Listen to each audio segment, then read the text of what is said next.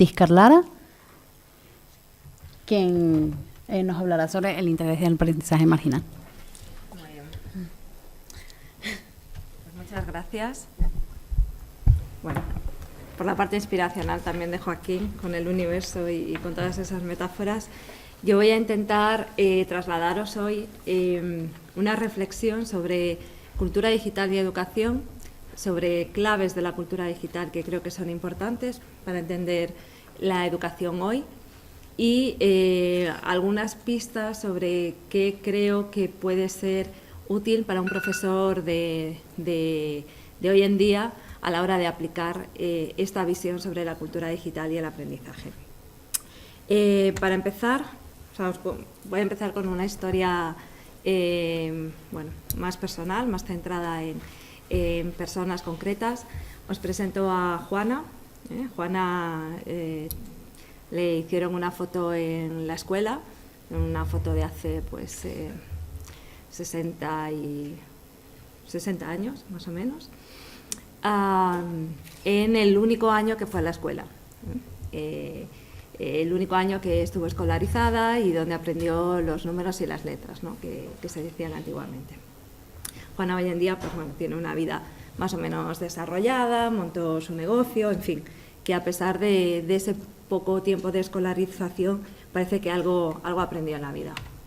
Aquí os presento a Rafael, que no le veis, no tiene foto de escuela, porque no fue a la escuela, no tuvo ese año de gracia.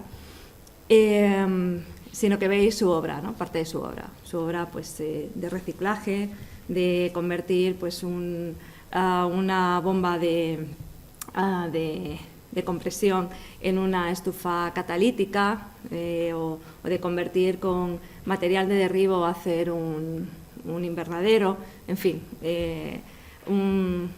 una experiencia amateur, ¿no? Que diríamos con palabras más modernas, más de hoy en día, pero simplemente una manera de aprender con las manos a hacer cosas y a intentar construir a partir de lo que se tiene, ¿no? Y de lo que se encuentra en el entorno. Estas formas de construcción y de aprendizaje, de aprender de otros, han estado siempre, ¿no? En la sociedad. Hay muchas cosas que aprendemos y que no aprendemos en la escuela. Parece que en la escuela es donde aprendemos lo importante y eso es discutible. Aprendemos cosas muy importantes y muy necesarias, pero hay muchas otras que no se nos enseña en ese tiempo escolarizado. Cosas a las que no se le da importancia porque parecen que son más de segunda división, ¿no? Como en esta imagen así inspiradora, ¿no? De cortar el pelo, cómo se han cortado los hombres el pelo tradicionalmente. Muchos han ido a un comercio, a un local profesional y se lo ha hecho el barbero, pero quien no ha podido, ¿no? Por una cuestión de pobreza o por una cuestión de recursos de qué tienes alrededor o porque porque estás en el campo, porque estás en la mili, porque estás donde sea, es algo bastante habitual. Yo lo he visto en mi casa entre mi padre y mis tíos, ¿no? El aprender a cortar el pelo era algo importante en un momento dado. Hoy en día sería difícil encontrar en nuestro entorno cotidiano que hombres, que chicos saben cortar el pelo, ¿no? Serían capaces de cortarle el pelo a su amigo. No sé si vosotros sabéis hacerlo, pero esto era bastante habitual, ¿no? En otra época. El aprender a montar en bicicleta, obviamente tampoco se aprende en la escuela, ¿no? Te enseña tu padre, te enseña tu madre, tu hermano mayor, ¿no? Tus vecinos, pero se aprende fuera, se aprende en la calle, ¿no? O se aprende en comunidad cuestiones de botánica, ¿no? Fuera del entorno de la escuela, cosas muy, muy pegadas a lo manual, ¿no? A la experiencia personal y a la experiencia en grupo, ¿no? O cuestiones como aprender costura, ¿no? En una calle con una vecina que sabe y entonces monta un grupo de mujeres que quieren aprender y que van allí con su máquina y entre todas más o menos algo sacan. Y esto de la costura, ¿no? Del grupo, me lleva La costura creo que es muy inspiradora, nos sirve mucho para la conclusión o la visión que quiero compartir con vosotros. Me parece que tiene unas analogías, así como la cocina también, que son muy inspiradoras para entender o por lo menos extraer algunas claves importantes de cómo aprendemos hoy en día dentro de un contexto de cultura digital, ¿no? Por ejemplo, en la costura, el concepto del patrón, ¿no? Y el concepto de la copia, ¿no? Es algo que está instaurado, que es legítimo, que es normal copiar. Para aprender a hacer un traje necesitas un patrón, ¿no? Que te sirve para copiar, ¿no? Para poder cortar de una manera segura y de una manera ajustada, ¿no? a un resultado, a un proyecto en el que estás trabajando. Esa idea de la copia, como ocurre con la cocina, con la receta también, ¿no? Creo que es bastante interesante. O dentro de la misma costura, esa idea del patchwork, del reciclar, ¿no? El patchwork que ahora se ha puesto otra vez de moda, y de hecho hay infinidad de cursillos sobre patchwork y incluso tiendas, ¿no? Las mercerías se han revitalizado, y algo que era pues que era una manera de aprovechar retales que te quedaban, ahora ya los retales se fabrican, se producen en serie, ¿no? Y ya tienes como el paquetito con los retales exactos para que hagas una reproducción, ¿no? de una fórmula y te salga pues el cojín o bueno, lo que quieras hacer. Pero es algo que nace desde la necesidad de darle uso a aquello que son descartes, que son piezas que no se han usado y que se quieren reutilizar más por necesidad que por una cuestión estética, ¿no? Y aquí, en todo esto, encontramos una serie de conceptos, que es hacia donde os quería llevar, que relacionan, o sea, que nos hacen ver dentro de este contexto de cultura digital que no estamos ante nuevas formas de aprendizaje, ¿no? Cuando hablamos de estas 4 claves, que a mí me parece que son útiles a la hora de sintetizar, si tuviésemos que decir cuáles son las características de este entorno de cultura digital importantes a la hora de relacionarlo con la educación, yo me quedaría con estas 4, con esa idea del do yourself, ¿no? De la cultura de lo amateur, del hacer con tus medios, del hacerlo con tus manos, ¿no? Y que vemos, como os decía, incluso hay un revival, ¿no? del patchwork o de cosas como muy manuales, y lo podemos ver en todo, en el mundo de la música, ¿no? Esta idea del amateur, o el concepto de la copia, del remix, de la remezcla, del mestizaje, ¿no? del collage, del hacer a partir de lo que ya existe, ¿no? O a partir de hacer de descartes, cosas que otros no han valorado, y tú le das una vuelta y construyes, pero no construyes, no creas desde cero, sino que reutilizas y recompones y le das nueva vida. O la idea de lo beta, del prototipo, son como palabras muy de moda ahora. Esta idea de lo imperfecto, ¿no? Del producto, el producto rápido, el producto lean, ¿no? que está también muy en boga en la cultura del management o de la industria.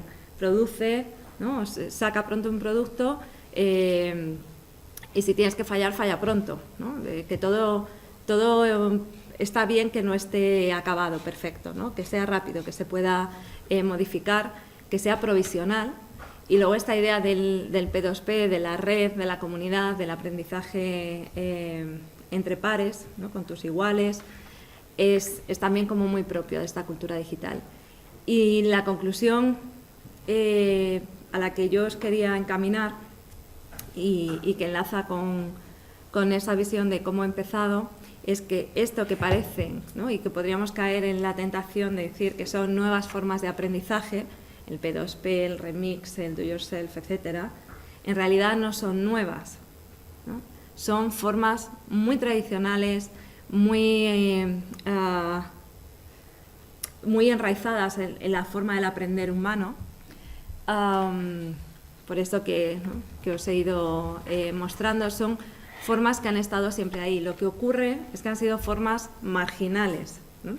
Que han estado en los márgenes, formas que no estaban legitimadas en lo formal, en la escolarización, en el concepto de escuela. Lo que se aprende en la escuela son cosas serias, no se aprende lo imperfecto, no se aprende que sea bueno copiar, no se aprende que sea bueno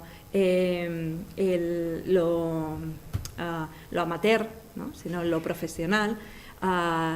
Es otra cultura, la cultura del aprendizaje individual, ¿no? La evaluación es individual, el reto, ¿no? Es solo individual, y en realidad lo que viene a hacer Internet, en cierta manera, ¿no? Está Internet como concepto amplio, ¿no? Cuando hablamos de cultura digital, lo que ha hecho, en cierta forma, es darle una centralidad a este aprendizaje marginal, ¿no? A estas formas marginales por ser de los márgenes, ¿no? Más asociado a lo pobre, a lo que aprendía el que no podía, ¿no? Estar en un entorno mucho más más elitista o de clase, el darle un espacio mucho más central, mucho más importante, ¿no? El revalorizar esas no tan nuevas formas de aprendizaje, ¿no? Esa es un poco la idea con la que quiero que nos quedemos. Y por enlazar, una vez que marcamos un poco esa visión de las no tan nuevas formas de aprendizaje,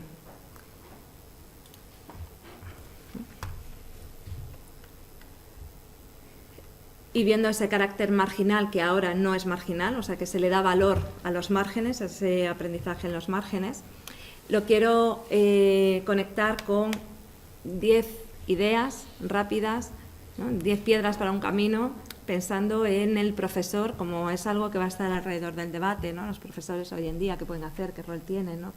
¿Cómo se enfrentan a este nuevo entorno donde el aprendizaje formal tiene que ser capaz de incorporar el valor de ese aprendizaje no formal e informal, ¿no? que ha estado siempre ahí, pero que estaba fuera de los muros de la escuela, ¿no? Y en cierta manera la cultura digital lo coloca en el centro para que podamos aprenderlo, ¿no? y explotarlo en cierta manera. Y estas 10 ideas, ¿no? Dirigidas muy a profesores, muy a peregrinos digitales, las resumo, por reducirlo así de una manera muy concreta, en estos 10 puntos. Que creo que es importante, ¿no? Si tenemos que enfrentarnos al reto de cómo hacer que esos profesores no solo usen la tecnología, no sean un Robocop de cables, sino cómo hacen para motivar a los alumnos, para evaluar a los alumnos, para llevarles por este sendero de introducir ese tipo de formas de aprendizaje. Una importante es intentar darle un entorno natural, un mapa de conocimiento a toda esa tecnología. Poder colocarla en un espacio mental, que no sean herramientas una detrás de otra, ¿no? Como martillos y martillos, sino poder entender, darle una coherencia a esas herramientas o esas tecnologías dentro de unos usos más, más elevados, más relacionados con su dimensión cognitiva, con su dimensión de producción de conocimiento, con su dimensión de divulgación de conocimiento, con su dimensión de selección, ¿no? de consulta, en fin, tener y aquí podríamos ver muchos ejemplos, pero no es el caso hoy, simplemente dejar un poco la idea apuntada, pero de tener de poder colocar, ¿no? Cada uno en un esquema mental todas esas herramientas, a qué fin último sirven, ¿no? Tener una idea concreta. que no sea pues una red social porque sí o este cacharro porque también, sino esto para qué sirve y dónde lo coloco, ¿no? Tener una actitud de mapa y de brújula también, ¿no? Poder guiarse.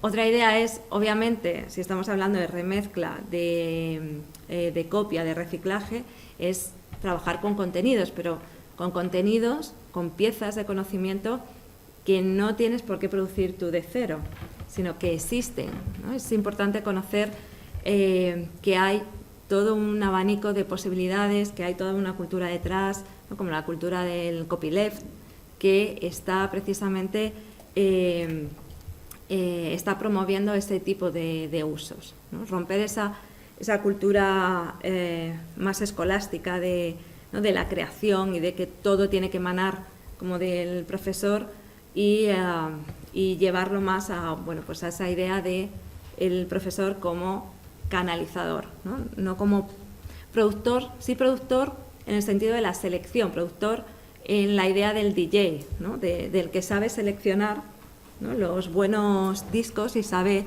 combinarlos, sabe hacer una música con ello, pero no tiene por qué crear, ¿no? Todas las bases de cero.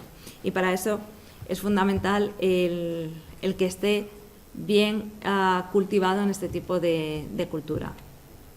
La otra idea, obviamente, si hablamos del amateur, ¿no? El hacerlo tú mismo, el hacer con las manos, es el concepto de experimentar, ¿no? Y esto a los profesores hoy en día les cuesta mucho, porque vienen de una tradición, ¿no? Con mucho peso, pero son como muy reacios a experimentar. Todo es como, no, yo lo tengo que tener ensayadísimo en casa, perfecto, no me vaya a fallar cualquier cosa, cualquier paso y luego quede en ridículo, ¿no? Yo tengo que saber que una cosa funciona, que es redonda, ¿no? Que está rodada y que no hay ninguna fuga, ninguna capacidad de incertidumbre. Y eso es algo, bueno, de hecho todas estas claves van un poco en esa línea, que tenemos que trabajar desde el plano más emocional, más de rebajar ciertas tensiones y de promover una actitud, ¿no? Más que una competencia. Tiene que ver mucho con las actitudes, ¿no? Con la tolerancia al fracaso, la tolerancia a la incertidumbre, etc. Otra idea, hablando a profesores hoy, es organizar, pensar, ¿no? La docencia, organizar la clase, organizar su actividad alrededor de la idea de proyectos, no de la idea de asignatura, ni de clase, ni de calendario, ¿no? Sino pensar siempre en proyecto, en visualizar un final y en pensar en las etapas y en la gestión de un proyecto con sus alumnos, ¿no? Y alrededor de eso organizar qué hace falta que aprendamos para poder llegar a ese final. No el simulacro por el simulacro, sino el enamoramiento por un producto, un proyecto, un algo que quieres hacer y un itinerario que vas a disfrutar y que tienes que vivir y que va a ser distinto uno de otro, ¿no? No repetir la misma fórmula y todos los grupos vamos a hacer, ¿no? el mismo resultado, sino que cada uno tiene que tener un proyecto con un nombre, ¿no? Algo que tú visualizas y que quieres, ¿no? Desde el principio estás entusiasmado con ello y por ende tus alumnos también, ¿no? Es pensar las cosas, organizarlas de otra manera. Otra idea es trabajarlo en abierto, quiere decir buscar siempre maneras de esos proyectos, ese trabajo con los alumnos, el que pueda ser transparente dentro de lo posible, que pueda ser visualizado por otros, que pueda aprender, ¿no? de otros, que pueda introducir input, ¿no? de otras visiones para que se pueda enriquecer, ¿no? Porque además ese carácter abierto, transparente, ¿no? visible, va a hacer que sea mucho más, además de mucho más real, mucho más sentido, mucho más